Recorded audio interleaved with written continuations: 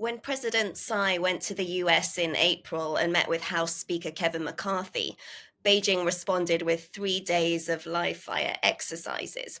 But this time, with the vice president, we're expecting China's response to be more muted. Why is that? I think Beijing is in the process of trying to repair their reputation as a diplomatic actor.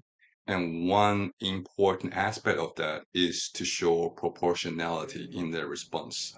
So I think lighting the Taiwan's vice president during this US trip has made a lot of efforts to keep his trip so far as low key as he can reasonably keep it, which is to say that if Beijing continues to use escalatory overreaction towards this relatively low-key Lai Ching-te visit, then when Beijing treats both super provocative visits and low-key visits all in the same overreacting ways, Beijing will lose the ability to incentivize anyone else in the future to be low-key or to soften or otherwise to take Beijing's preferences into consideration.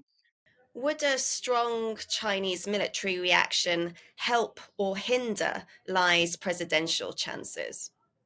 I think Beijing has learned from past experience from Taiwan's 2000 and 2004 elections, especially, that each time China uses fire and fury and military escalation before Taiwan's elections, they tend to generate electoral backlash that actually end up hurting Beijing and hurting the candidates who Beijing might have preferred more.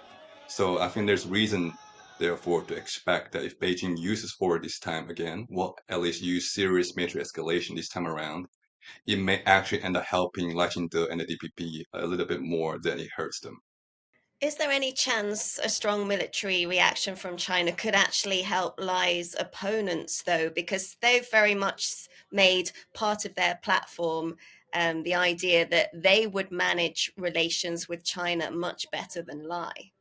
Yeah, I think on that, that again comes down to the perceived credibility of China's military threat.